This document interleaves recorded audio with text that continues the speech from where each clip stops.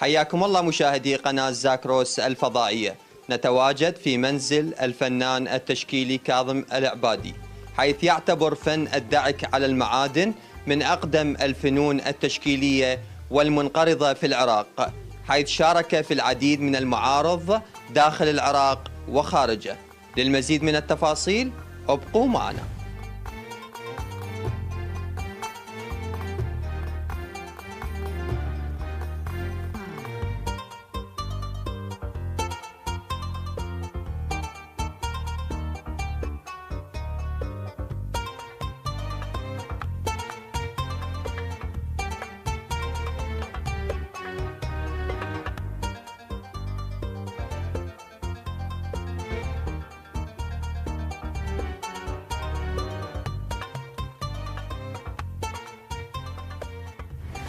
يسعد صباحك ابو سيف. الله يسعد صباحكم بالصحة والعافية وحياكم الله. حدثنا اليوم عن فن التشكيلي بالدعك على المعادن. في الحقيقة الفن التشكيلي اللي هو شامل فنون كثيرة، الرسم والخط والنحت والزخرفة والمعادن. أنا مختص فقط بالدعك على المعادن، أو بصورة عامة الفن على المعادن. الفنون اللي اختصت بالمعادن طبعا قديم، خاصة الطرق والدعك والحفر بالمعادن قديمة جدا، لكن بسبب الظروف، بسبب الأوضاع، ما أعرف شنو الأسباب كثيرة، جعلت من هذا الفن ينقرض نهائيا. يعني خاصة كان العمل فيه على النحاس، والنحاس حاليا شيء نادر أو غالي ومن الصعوبة العمل به، فأسباب كثيرة أدت إلى إهمال هذا الفن بصراحة. فمن خلال ملاحظتي لهذه المشكلة اللي بصراحة تعتبر مشكلة، لأنه فن جميل جدا، لكنه لا يوجد منه إلا اللوحات القديمة جدا. فحاولت قدر الإمكان أعيد هذا الفن من جديد.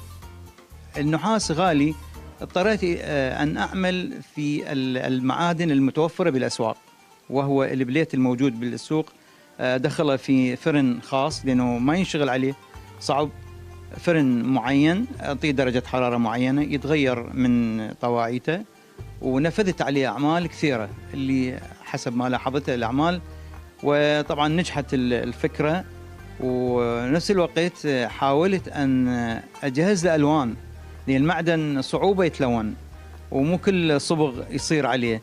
أحوله من لون المعدن العادي إلى اللون النحاسي، أو اللون الأصفر، أو اللون اللي شبيه باللون الذهبي. بداياتك ابو سيف يمتى بديت بهذا العمل؟ بصراحة أنا خريج معهد إعداد المعلمين، أولا قسم التربية الفنية الأول على القسم بوقته، واشتغلت سابقا بالمعهد، درسناه دراسة يعني أكاديمية. فترة كورونا صراحة يعني كان عندي مجال كثير، وقلت خلنا أحاول أعيد هذا الفن. بصراحة أنا أعشق هذا الفن، أحبه، لأنه مشتغل لوحات قديمة ومعتز بها.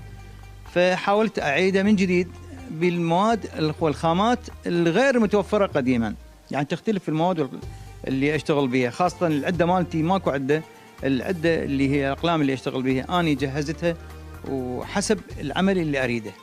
نعم. مشاركاتك خارج العراق وداخل العراق؟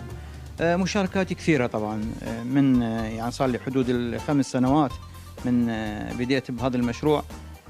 داخل البلد كثير معارض ومهرجانات، منها مهرجان لقاء الأشقاء العرب في بغداد، ومؤسسة أشتار، والكثير من الفنون اللي كانت في محافظة المثنى، وكذلك في الدول العربية.